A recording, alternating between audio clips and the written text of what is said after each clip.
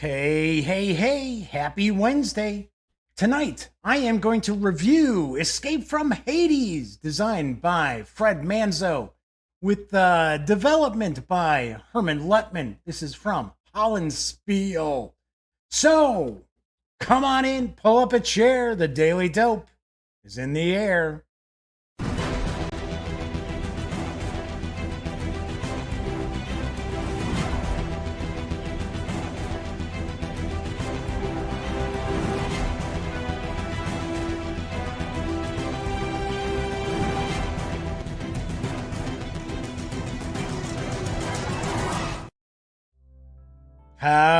Howdy, gang. Yes, I'm Jeff McAleer, back once again as your host here at The Daily Dope, presented by TheGamingGang.com, which I happen to be the Grand Poobah. Tonight is Thursday, February 12th. Gosh, I'm in a time warp already, huh? Today is Wednesday, February 12th, 2020. This is episode 440 of The Daily Dope. So do want to point out, if this is the first time you've joined me for the show, this is very, very casual. It is not rocket surgery by any stretch of the imagination. As I mentioned, tonight I will be reviewing Escape from Hades, which is from Hollandspielle, so that is coming up in just a little bit. Also, I have a wee bit of tabletop gaming news to share as well. Now, because this is a live stream, that also means chat is available on YouTube. It's not on screen. It's one of the ways I keep some of the more unusual commenters at bay. But I do pay attention to the chat as best I can. Sometimes it'll zip by pretty quickly when we have quite a few people in chat. But if you want to say howdy, or maybe you've got a question or a comment, by all means, please chime in. I will do my best to respond. Of course, if you like the video, give it a thumbs up and subscribe to the channel. If you haven't yet, please do. And if you do, be sure to ring that little bell, because it will not only notify you when the Daily Dope goes live, it will also inform you when I upload standalone videos as well. So, crazy evening so far here in the Chicago area. It's got some snow coming down. It's going to get cold. It's going to get like Arctic cold on Friday. I am not looking forward to that at all. So, anyway, as I mentioned, I've got a little bit of tabletop gaming news. After I do my review, I will also be sharing the current contest that is going on. I will be announcing the winners of on Friday's show, which is the 14th of February. Yes, not January, Jeff. It is February. I don't know. Crazy. Yeah, it's funny. I haven't messed up and said 2019 at any point so far this year, but now I can't remember what month it is. Alrighty then. So moving right along, let's jump on into the news, because arriving from Luma Imports in the second quarter is an interesting looking deduction game. And here's the dope on Similio, I think, or it's Simillo. I think it's Simillo. Simillo is a cooperative deduction game. And each version of the game, example, fables, history, myths, comes with a deck of 30 cards beautifully illustrated by Nayadi. Probably got that name wrong. Showing the portrait and the name of a series of characters with a common theme. Your goal is to make the other players guess one secret character out of the 12 characters on display in the middle of the table by playing other character cards from your hand as clues, stating whether they are similar to or different from the secret character. After each turn, the other players must remove one or more characters from the table until only the right one remains and you win, or it is removed and you lose. You can play with one of these Similo sets on its own, using cards from, say, Fables, both for the characters being laid out and for the clues being given to the guessers. Never liked that word. Or you can use the cards from one set for the 12 characters on display, and the cards from another set as clues. The game is far trickier this way. Similo is for 2 to 8 players, ages 8 and up, plays around 20 minutes, and will carry an MSRP of $99.99. Nah, I'm kidding. It's $9.99 when it arrives in Q2. Not sure when in Q2 we're going to see this, but I like the artwork. Looks pretty simple to jump on into. So I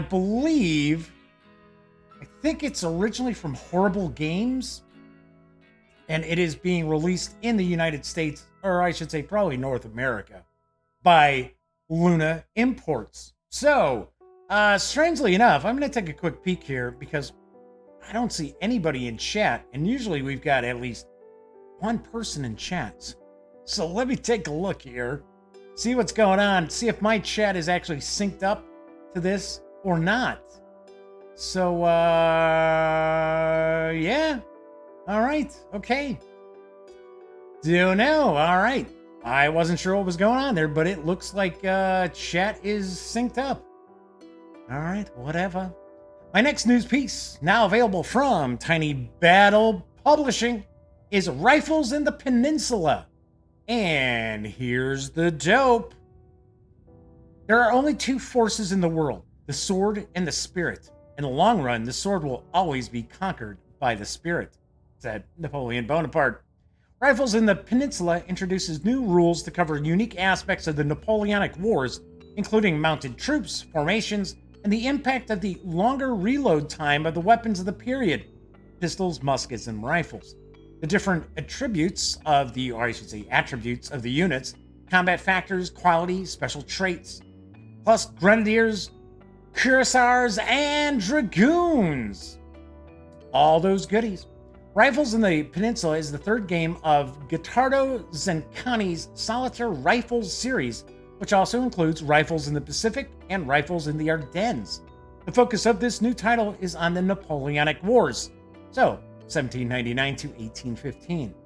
The rifle system allows the recreation of small combat engagements, 5 to 10 units per side, using an abstract map that represents the main features of the terrain like trees, buildings, and hills. Placement of terrain features is guided, but is never the same on each game, always creating new tactical challenges. The enemy strategy in the Fog of War is recreated with the use of random event markers and activation tables that drive the enemy units toward their objective. The campaign game has been greatly redesigned and is now based on the timeline of the main campaigns of the period. The new glory track will represent the career of the leader of your units, your avatar in the game, and your rank will have direct influence on the game. Each year, the campaign includes 4 to 6 main scenes. A scene can trigger one mission on the battlefield or a campaign event. 12 different missions are available, covering classical military duties like reconnaissance, as well as iconic battle episodes like the capture of a gun. Campaign events are resolved without the need to set up the battlefield and cover episodes like barrack inspections, field maneuvers, and of course, duels. As a bonus, an optional minigame, The Duel, inspired by the movie The Duelist, has been included in the package. This minigame allows players to recreate a saber duel with a more personal perspective, providing an additional level of immersion in the historical period. From thundering muskets to the rattle of sabers, Rifles in the Peninsula vividly recreates Napoleonic skirmishes like never before. Rifles in the Peninsula is a solitaire game. It's for ages 12 and up, that's my guess, about 12, and plays in 1 or 2 hours. Game is shipping now. It is available from Tiny Battle Publishing. It does carry an MSRP of $36. Oh yeah! So this is the latest in the Rifles series. I know some people really dig it. Some people are kind of, don't know, not sure. Not sure what's going on. So I see Lead Magnet, who we have not seen in a while in chat, is joining us. Kevin Thorpe is in chat as well. Good to see you both. Thanks for popping in for tonight's show. My final news piece is from Cubicle 7 Entertainment, and the PDF of the first edition Warhammer Fantasy Roleplay Companion is now available as a PDF. There's a wee bit of dope. This product is a page-by-page scan of the Warhammer Companion from Warhammer Fantasy Roleplay First Edition. We regularly receive requests to offer first edition Riff books in PDF form for those who would like to use them in their campaigns but can't get their hands on them. Today, we have added the original Warhammer Companion from first edition to Drive-Thru. Welcome to the first Warhammer Companion, containing a rare mixture of diverse materials for GMs and players of Warhammer Fantasy Roleplay. Within these covers, you'll find 4 complete adventures that can be used as part of your own campaign, a wide range of articles presenting character careers, rules for magic items and spells, weapons, and a new system for armor damage. Of course, those were all from first edition. This 97-page first edition Warhammer Fantasy Roleplay Companion, say that 5 times fast, is available in PDF from Drive-Thru RPG for $9.99. Ta-da! Cool deal. I like the 4th edition of Warhammer Fantasy Roleplay. I think it's really, really well done. I don't think I would necessarily run it using the mechanics and the system it's already got. I tweak everything. I'm never happy just with a game as is, right? But I love the adventures. They always have. Sometimes they're kind of twisted. Sometimes they got a little tongue in cheek, but they're never silly. They're never like out and out goofy adventures. But pretty cool. All right, so like I said, pretty quick shot of news there. That's what I'm trying to do with the new format of the Daily Dope. Share a few news pieces, but not spend much more than maybe 10-15 minutes talking about the news, and then we'll jump into something like an unboxing or a first look or a page through, or, as we're doing tonight, a review. And of course, I will talk about the contest that's currently going on once I'm finished with my review. So, without further ado, let's jump on in, because Escape from Hades is from Hollandspielle, designed by Fred Manzo, with artwork provided by Will Alambre. I think that is correct. The game development is by another one of my pals. Yes, Fred's a pal of mine, and so is Herman Luttman. And the game is a solitaire affair. It's for ages 12 and up. Once again, that's kind of my guess. Plays around 90 minutes as well. It is available now. It does carry an MSRP of $50. So I have actually switched the cameras around tonight. So hopefully this will actually work. Last night, I tried doing it before I started the show, and it just created a whole disaster. So tonight, I have actually, early this afternoon, I started messing around with this stuff. So hopefully this will actually work a little bit nicer than the other camera that I've got shooting head on, because I had been using the more expensive Panasonic as my, I guess we'll say, forward-facing camera, and my overhead camera was a Nikon. So I swapped them out, got the Nikon actually doing the facing forward shot and doing the Panasonic with the overhead. And I'll show you why there's a big difference between the cameras in just a few moments. But so we are looking at Escape from Hades. This is a science fiction game.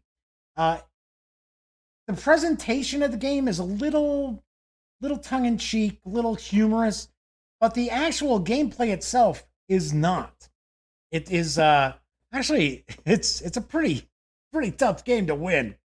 So it says, start with an impenetrable prison swarming with Nastian warriors. Stir in a captured princess, heir to the Lalian Empire and all its riches. Add a dash of insane alien monsters who want to blow the place to smithereens. And of course, you can count on Major Akudo and the Black Sheep to bring it all to a rolling boil. The result is a recipe for excitement, adventure, and suspense, prepared just for you by the proven team of Fred Manzo and Herman Luttman.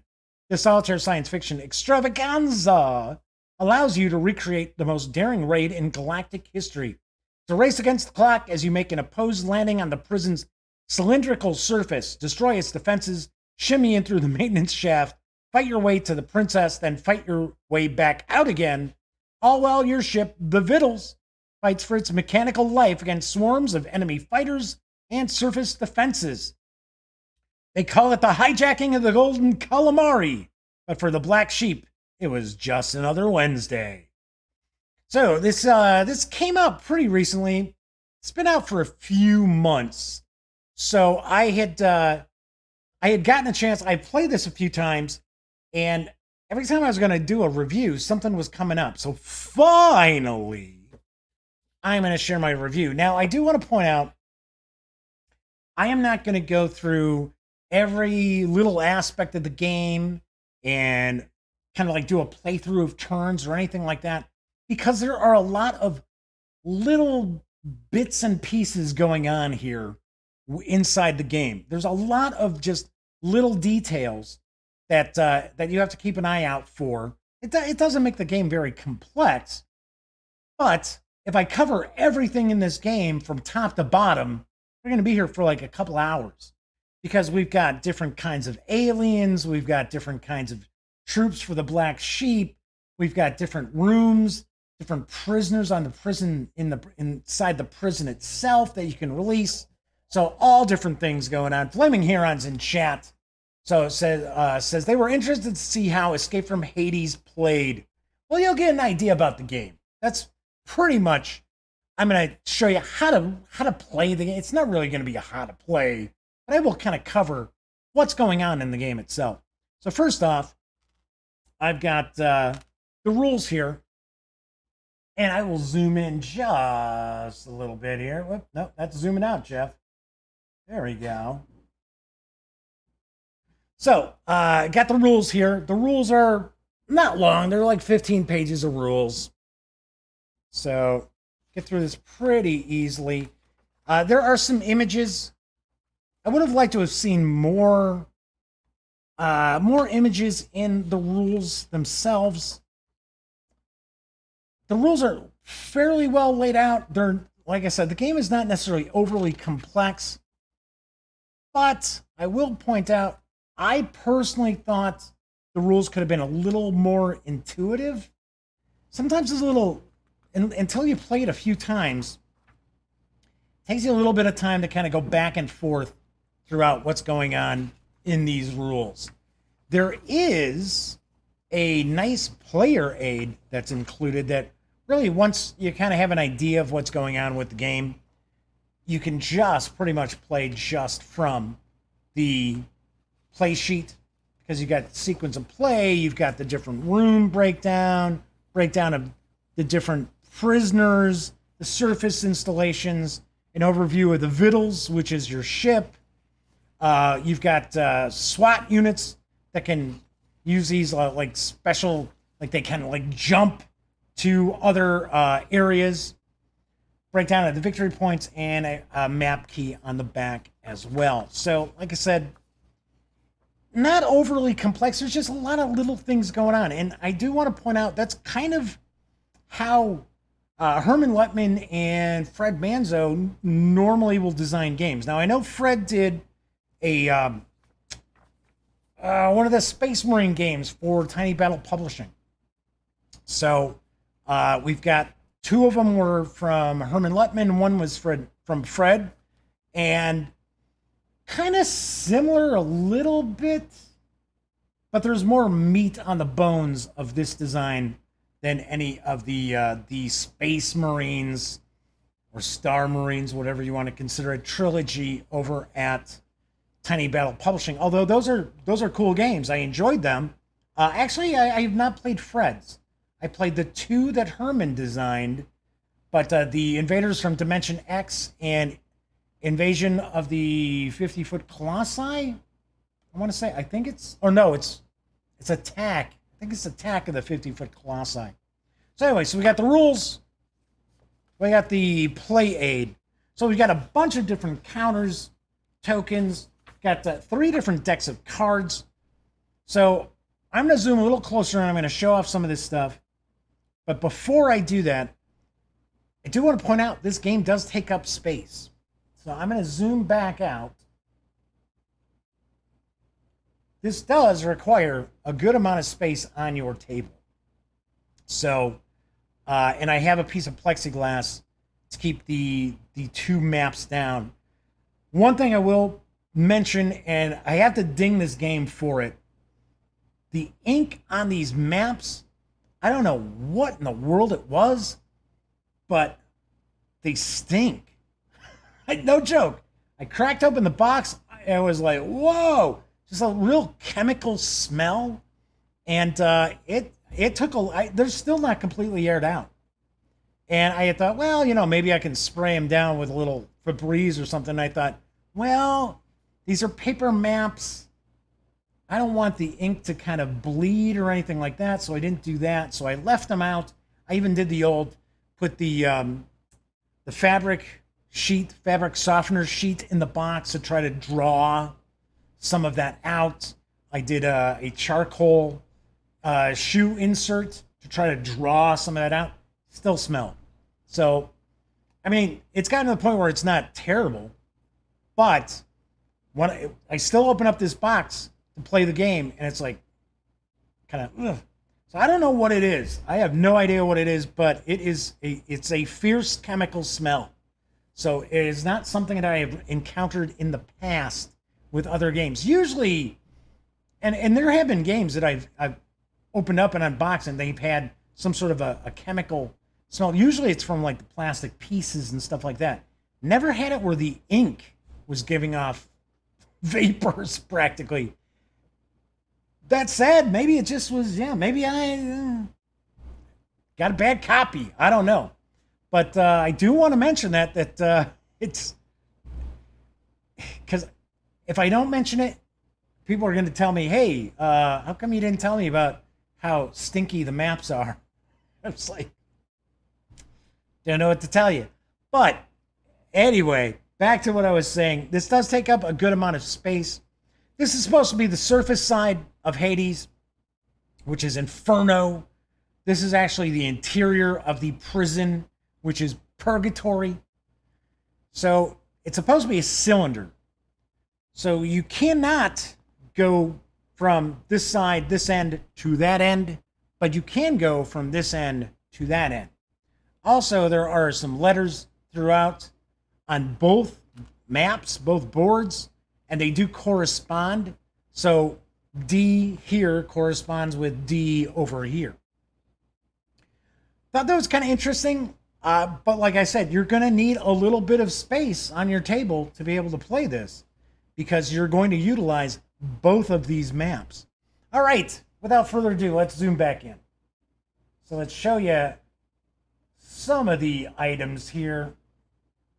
And this is where you're going to see why my changing this up, changing cameras is going to work to our benefit, because it's going to be much sharper. And we can actually zoom in quite a bit further. So first off, let's talk a little bit about the Vittles. So the Vittles is actually not a warship. The Vittles is actually a freighter or transport ship that has been converted for this rescue mission. So the Vittles is what transports your squads of the SHL, who are your good guys.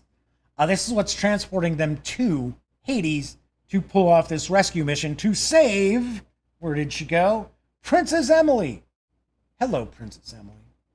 So Princess Emily is being kept in one of the prison rooms, which are these black areas here. I'll zoom back out when we kind of take a look.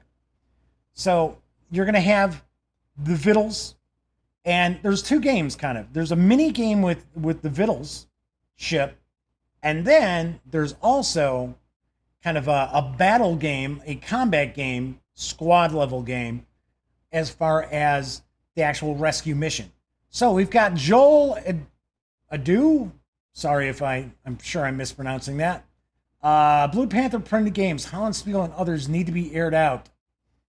Well, this is the first Hollandspielle game I've ever reviewed. So it was a surprise for me. But, well, I'll give you an example. And Victory Point games will be mentioned a couple of times during this review. But Victory Point Games, when they made the jump to better component quality, and they had the same kind of laser cut counters in that, there used to be a kind of like burnt wood smell for them.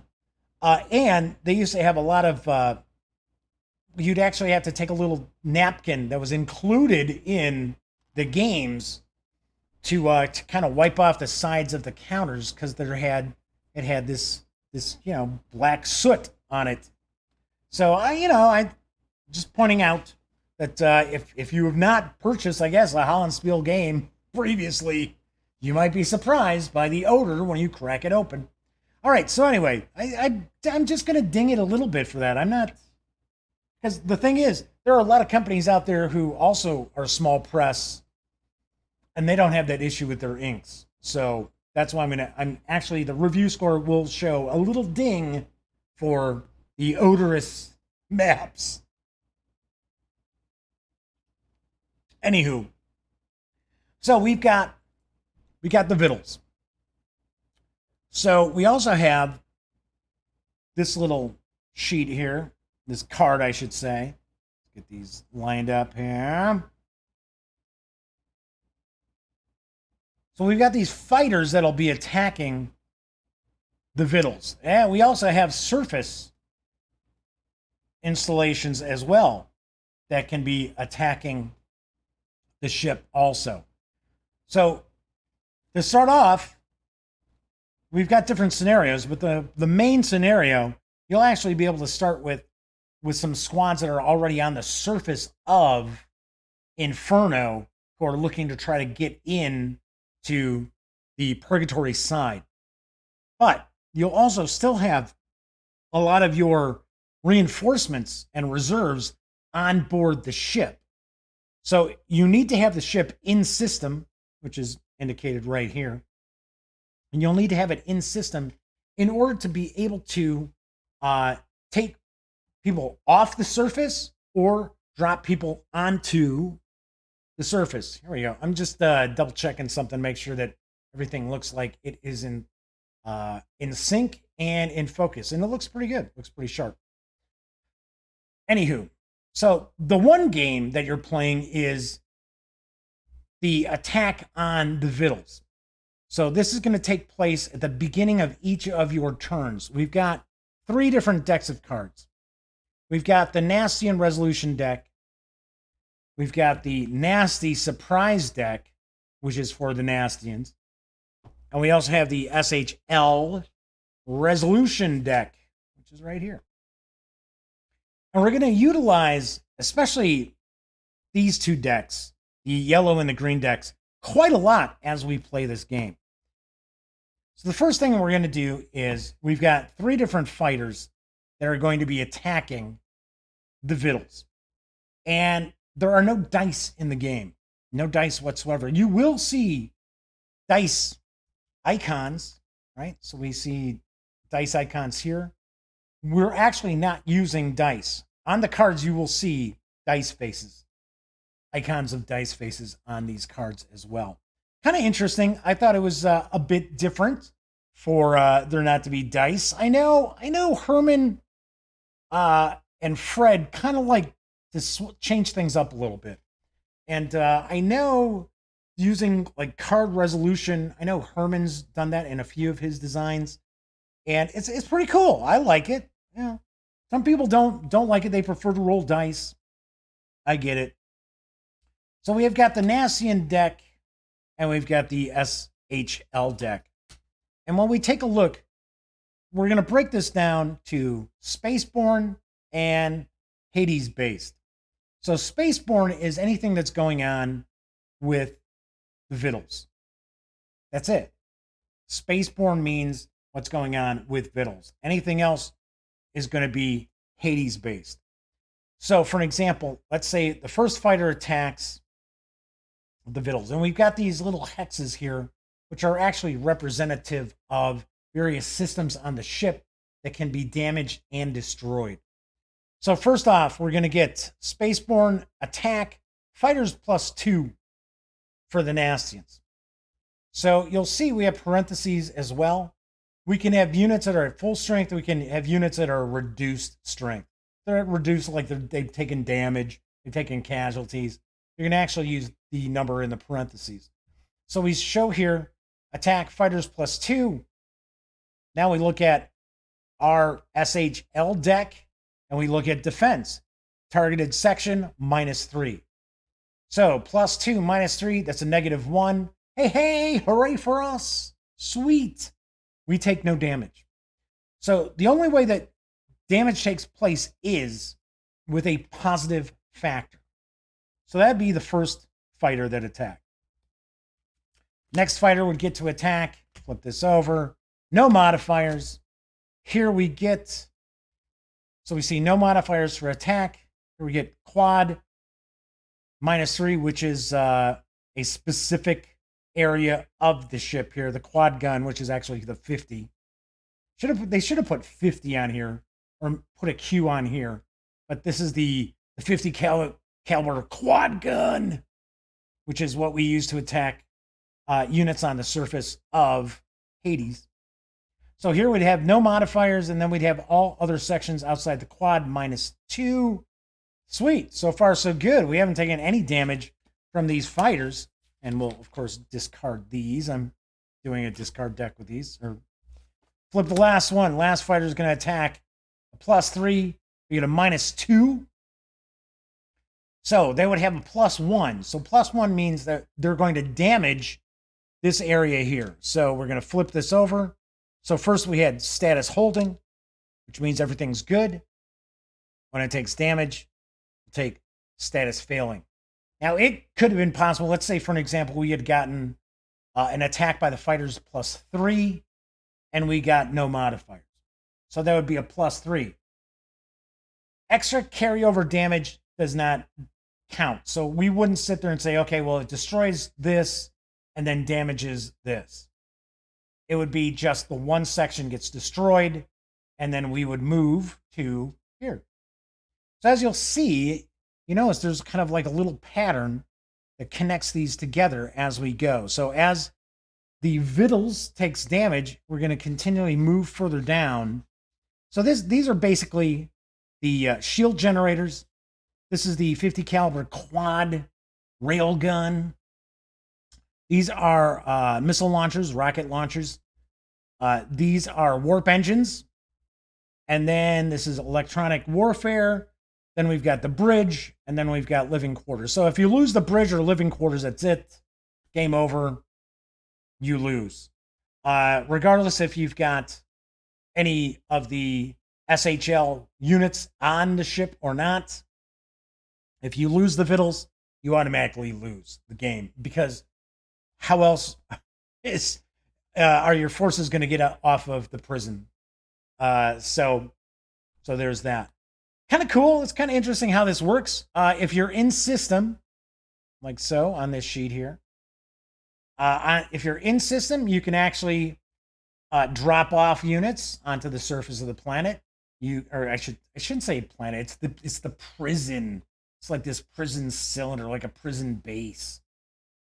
Anyway, you can drop units off once you have an HQ unit call in for reinforcements. You can pick units up. So remember, it's a rescue mission. You're trying to rescue Princess Emily. So obviously enough, you need to get her off of the surface of the prison. What word am I looking for here? It's a prison colony, something like, I don't know. It's an artificial cylinder. So, all right. So that's the one mini game. We got the little mini game here.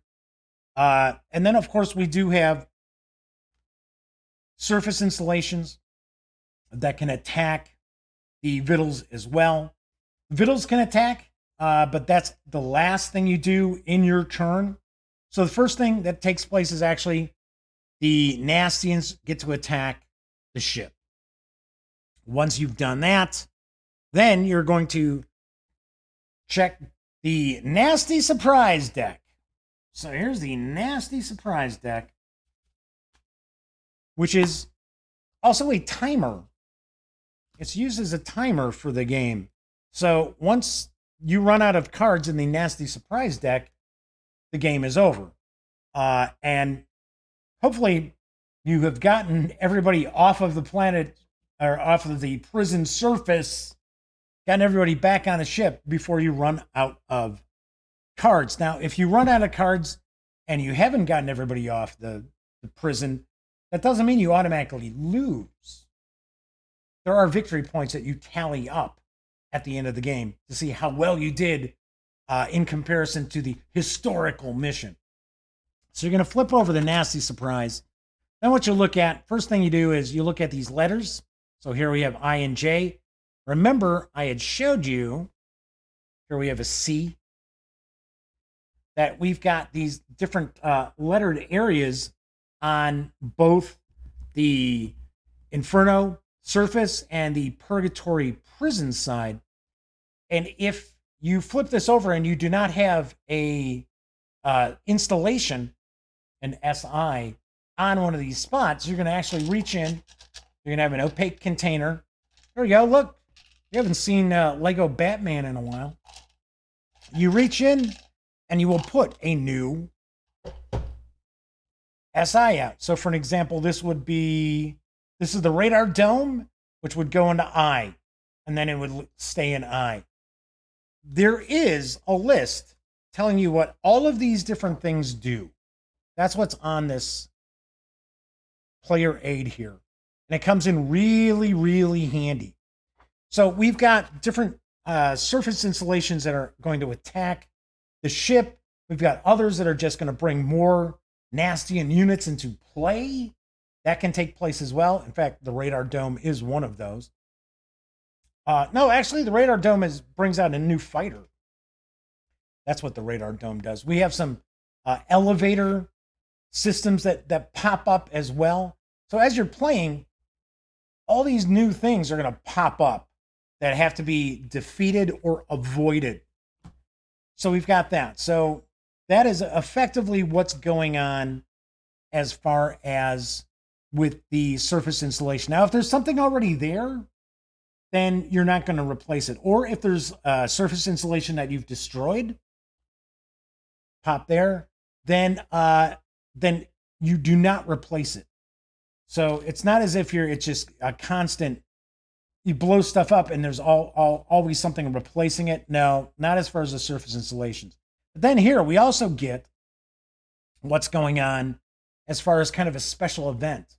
So here it's like one new Nastian soldier unit appears on each fully operational elevator on the Purgatory level, expending 5 MPs and then rotating clockwise 1 clear hex side, so on and so forth. Okay, so that kind of gives you an idea of what's going on with different things, different unique things that will take place when you play this card.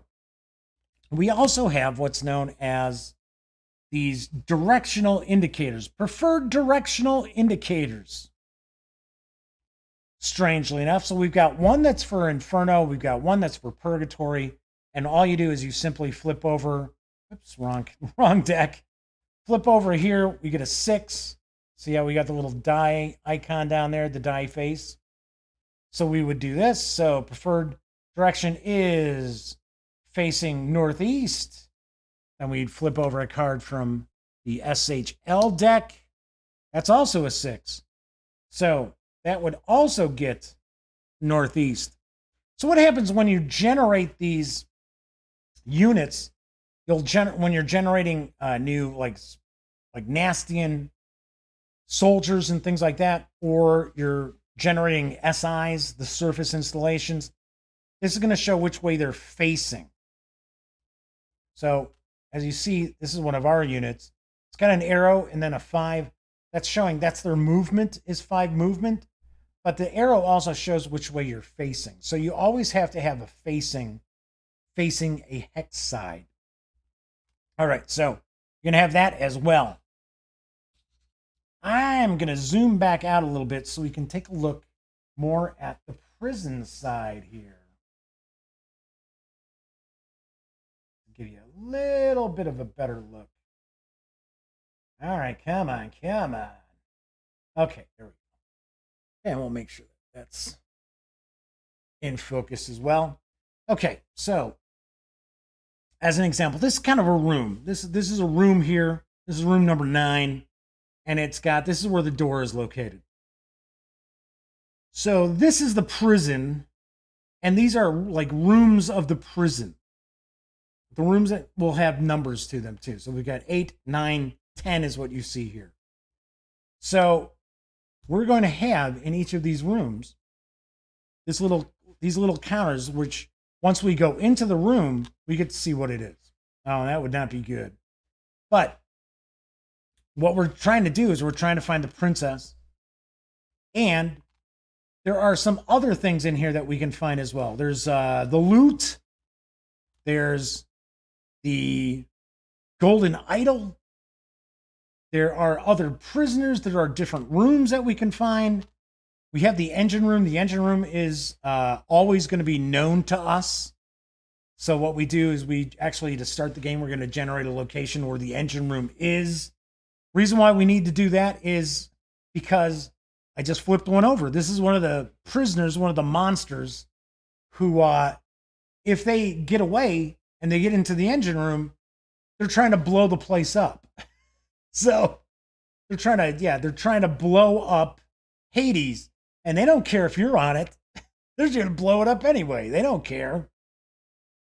So this is just another wrinkle to the game. If you encounter these, there's 2 of them. They're Gorgons.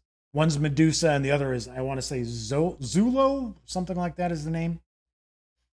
So what we're doing is we're going to have our squads, and our squads are going to make their way from the surface into purgatory. We'll just use this as an example here.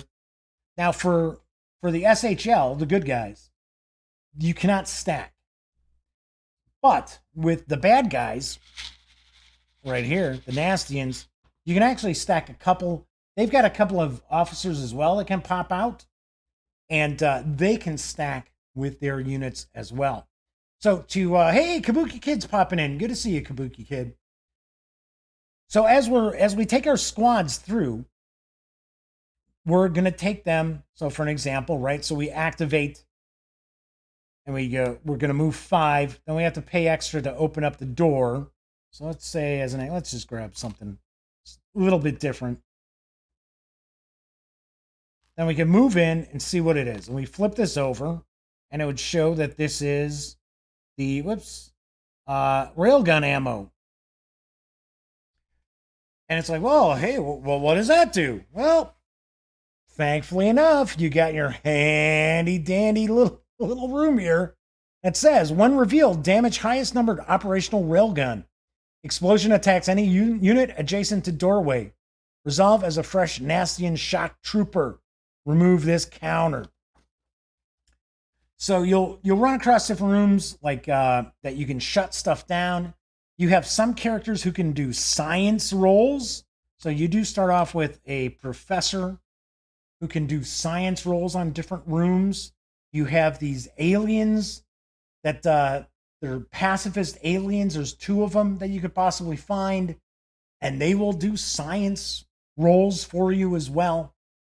But for the most part, what you're going to end up doing is you're going to have your battles with the Nastians as well as your SHL troops. So, kind of give you an idea here. We got soldier. We got another soldier. So what happens is if you end up moving into an adjacent hex, you can't move any further. Right, so that ends your movement, and then you have to fight. Now, of course, the combat goes, the Nastians get combat first. They get to take their turn first. Then we get to take our turn. And then we actually have the Vittles take its turn. And we have a little bit of a cleanup. And then we kind of finish up. Robert Carroll is in chat. Good to see you, Robert. Thanks for popping in. So anyways, we can also have these on the surface too. So we have units moving from the surface to inside the prison and vice versa, back and forth. We have these different areas that they can, because because the SHL troops are kind of moving through like ducts and ventilation and things like that to get down into the prison itself. So to kind of give you an idea, combat here is, let's switch this out. So here we've got a SWAT unit, we've got armored infantry, and another armored infantry. So just like we were doing before with the victuals, we're also going to be drawing cards from our different decks. As I collect some of these up here. Got these all over the place. There we go. Anyway, so we're going to resolve combat the same way we were resolving combat with the various different attacks on the victuals. So, as an example here, Nastians would be attacking because remember they get to take their phase earlier in the turn than we do, and we would I'll just use that. Flip these over and zoom in so you can get a little better look at the units here. All right, there we go. So the artwork's kind of silly. It's not real serious artwork, but like I said, the game itself, the gameplay itself is serious. It's not, oh, okay, it's all silly. Even the rules, there's some kind of gags in the rules and stuff. But the gameplay itself is as serious as a heart attack. It really is. Actually, I probably should not use that term. See, it's going on 2 years since I had my near fatal heart attack. So maybe I shouldn't say as serious as a heart attack. Anyway, so as an example here now, we would be Hades based, right? Because we're on even though we're on the surface of the prison cylinder, it's still considered Hades based. Even if we're in the prison itself, same thing. This is Hades based, so it's an attack. So what do we have? We'd have a soldier here. Say they're attacking here. So we see soldier +2 because let's flip them over. So without a stripe means that they're at full strength. With a stripe means they've taken a step in damage. It's basically a step reduction damage system here. So we would have a +2 for the soldier. Now we have armed infantry. We take a look at our defense. It says combat units -1, Princess Emily or Dante -1. So we would have a difference of 1. So the difference of 1 is on our side. So we would take a step reduction in damage. Then we'd have, let's say, they're attacking here. So we've got a soldier again. And flip this over. So we see here attack fighters 3. Oh, I'm sorry, wrong section. Soldiers +2. So here you see we've got railguns, missiles, lasers, shock, soldier, guard. We'll see different breakdowns. So here our defense, we've got combat units 2. If we're in a destroyed surface installation, because you can use those actually as kind of like cover, we get an additional -1. So we got a 2 and a 2, so no effect. So last one here, we've got attack. We got it's a guard +3. And this is SWAT. SWAT would get -2. Well, not too bad. So they would take a point of damage. And that's kind of how you're going to go through the various different combat encounters here. It does get to the point where you've got a lot of these Nastian units out, because every time you flip over the Nasty Surprise deck, every time you take a card from the Nasty Surprise deck, you're actually going to generate new Nastian forces that you're going to take from an opaque container. There are also a couple of events that can take place as well. One can happen twice. Communications go out, So your headquarter units can have a hard time actually getting things done because they can call for reinforcements. They can try to rally the troops as long as they're adjacent. So as an example here, if we had this command unit, this HQ unit, and you can tell they're an HQ because they've got a little number. That's basically their rank 1 to 4. And yeah, Kabuki Kid says, "Stay healthy, Jeff." No, I'm trying. But they could actually try to rally these 2 units here to bring them back up to full strength. So that's something that they do. Like I said, there's all these little different things going on in the game, like these SWAT units. You can use them to kind of do these jumps to attack the Nastians, and there's a chart that you have to go up and look at, the CFP table right here. So then you have different modifiers that you're gonna use. So it's kind of interesting. Just like you've got the various different rooms in the prison, and why did we suddenly go out of focus there? Okay, that's a little weird. All right, what's going on? All right, what's up? There we go. Huh, I don't have autofocus on. So yeah, it's not CRT. CFP. It's supposed to be, it's the abbreviation of their like jump unit thing that they use. It's in the rules, but it's just it's not like a combat resolution. It tells you, here it is. There's centrifugal force projectors. There you go. There's centrifugal force projectors. Perfect. Just what we wanted. Anyway. So what will eventually happen is you're going to continue to play until one of 3 things basically happen. Well, yeah, one of 4 things, really. So, first off,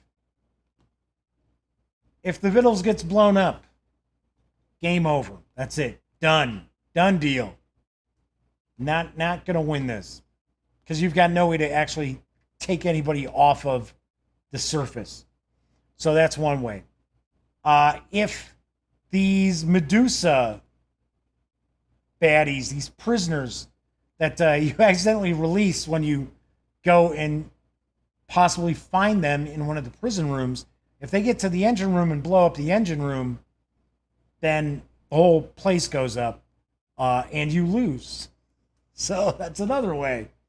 Of course, if the princess, you find the princess and she gets killed, you're not going to score too many victory points that way. And of course, if you finish up the surprise deck, you're looking at, if you have not gotten off the surface by the time you have used all these cards in the nasty surprise deck, then you're probably not going to do too well either. There is a listing for your victory points. So you end up totaling up all of the different victory points. So basically, you get points for the various different units that you bring back on board. So you get that. You get 3 victory points for the princess. There's a golden idol and the loot. There's elder aliens. So strangely enough, we have 2 different victory point charts. We've got one chart here that tells you that you get these victory points this way. In the rule book, the victory point breakdown is different. Now, I have used the one that's on the player sheets.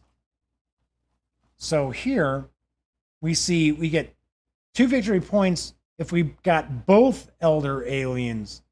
2 victory points if we get Princess Emily and her honor guard, the golden idol and the loot. Whereas this victory point chart is completely different.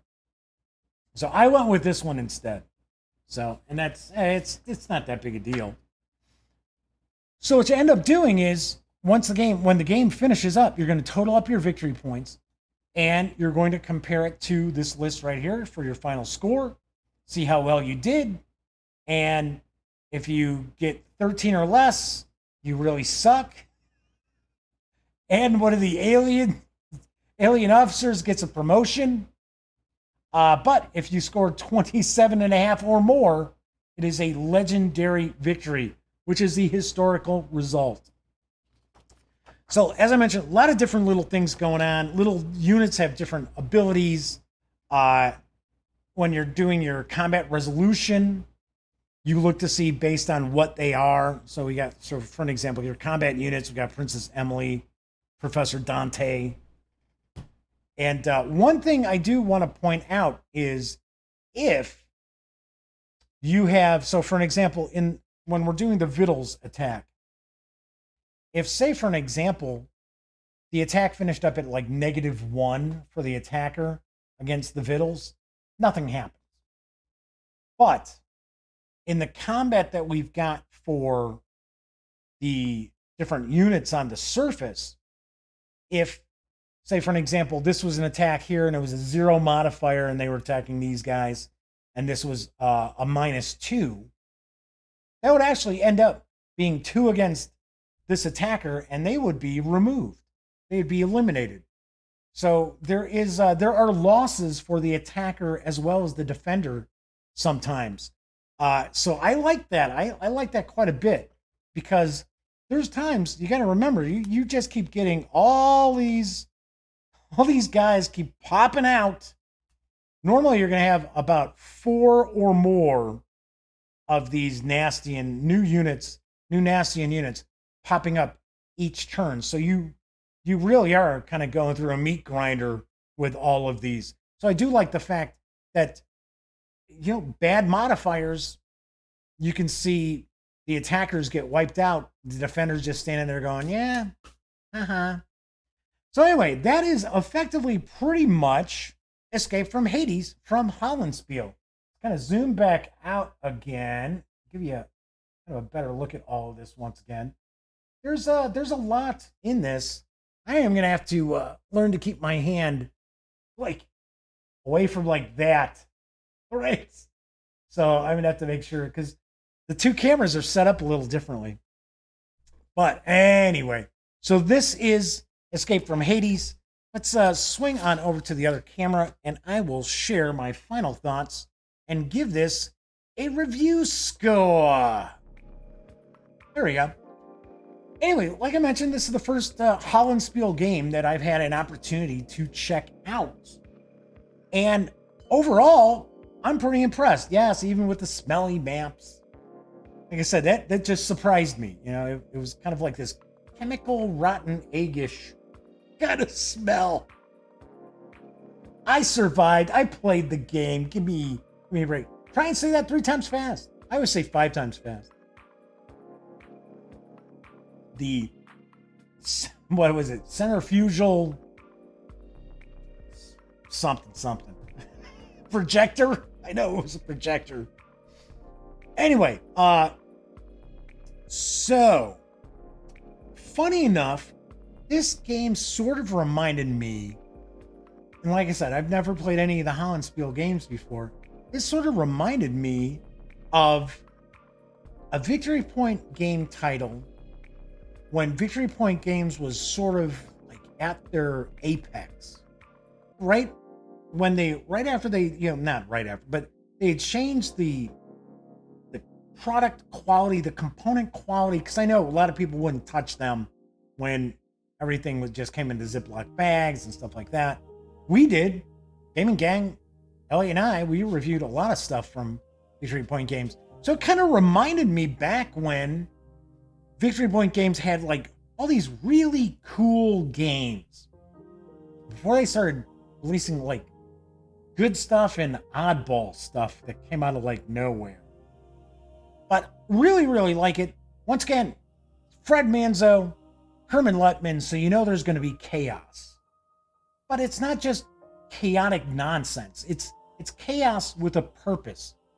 So one aspect of having like a bit of chaos in the design is you get tons of replayability. And that is something that you're going to run across in this game as well.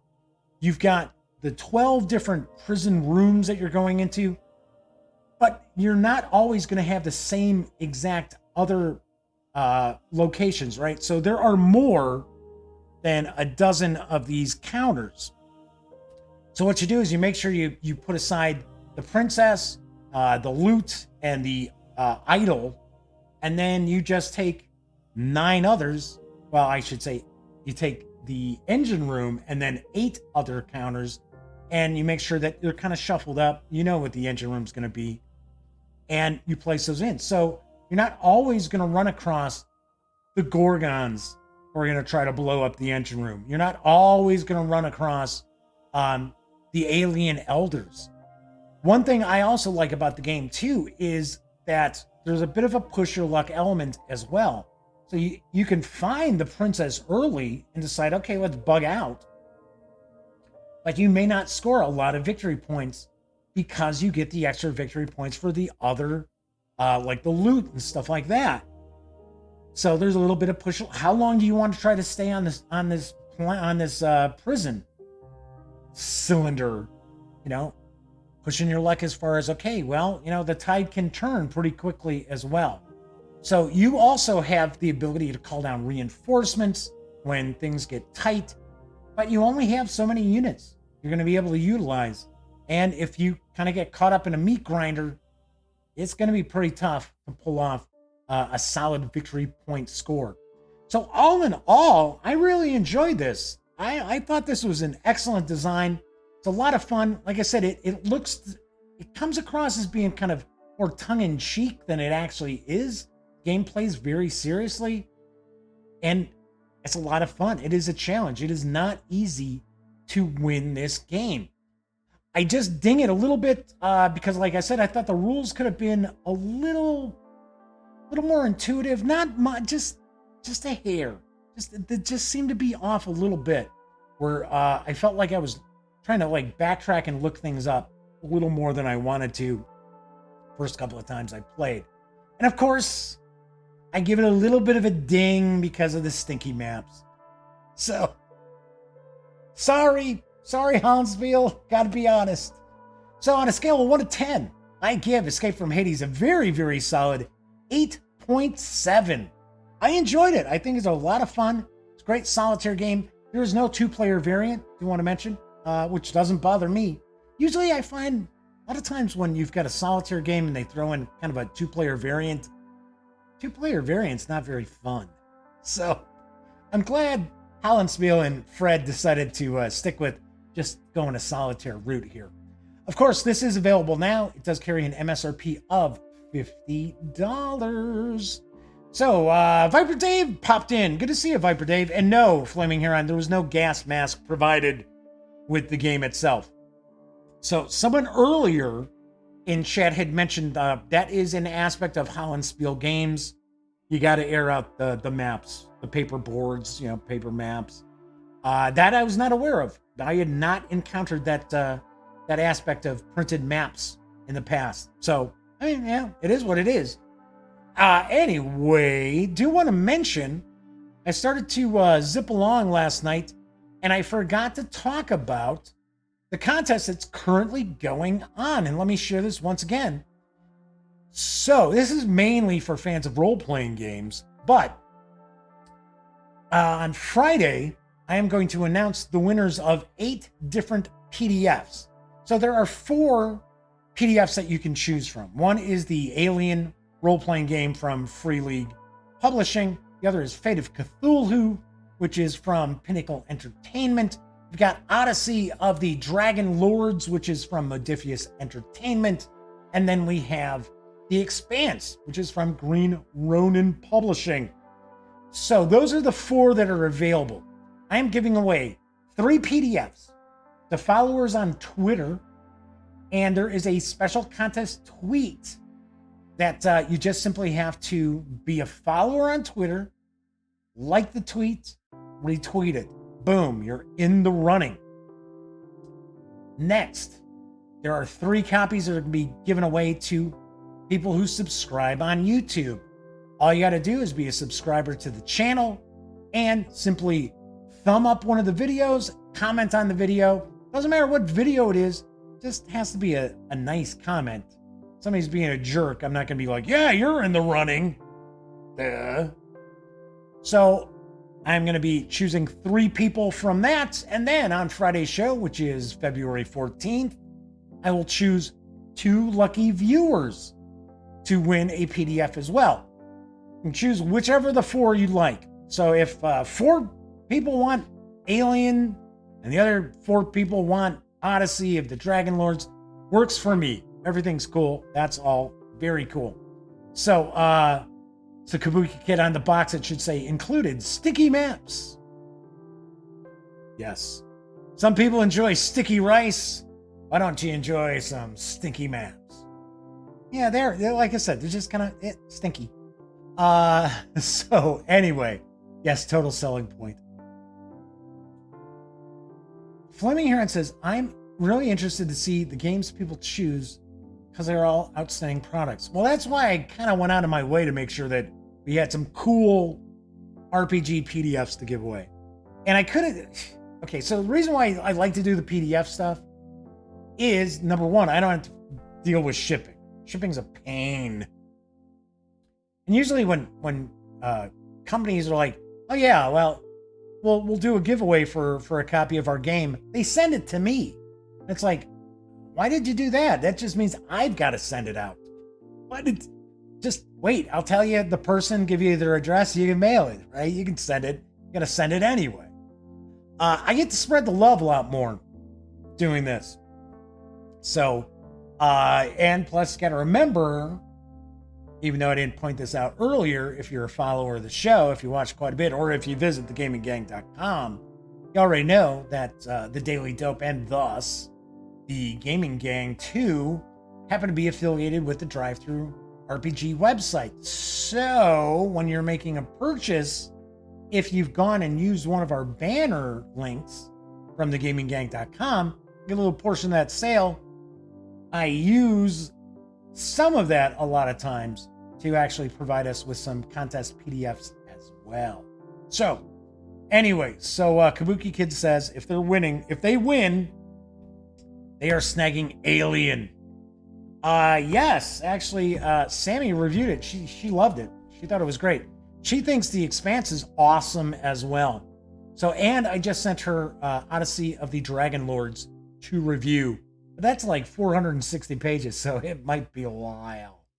All right, anyways, so that is it for tonight's show. Still getting used to the way the cameras are set up by doing, the stuff right in front of me. And so hopefully everything was in focus. I noticed last night's show, I kind of zoomed in on some stuff and it was all out of focus. I was like, oh, great.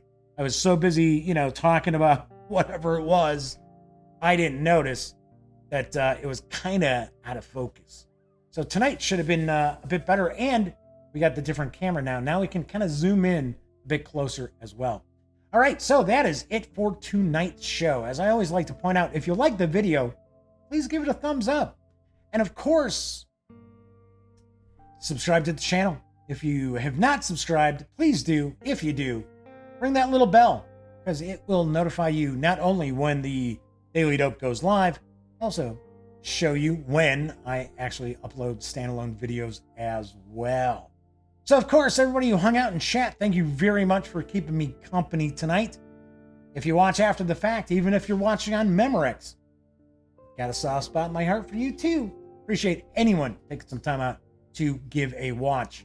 So I will be back tomorrow, which is Thursday, and I will be reviewing, grab it, I'll be reviewing Chalt from Corthalis Publishing, written by Wenger Satanas. So I will be reviewing this on tomorrow's show, paging through it as well. So everybody enjoy your Wednesday night. As I mentioned, I will be back tomorrow. And until then, happy trails.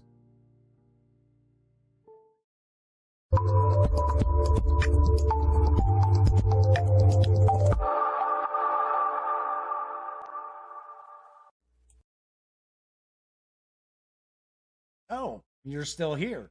Well, if that's the case, by all means, subscribe to the Gaming Gang channel by clicking right here.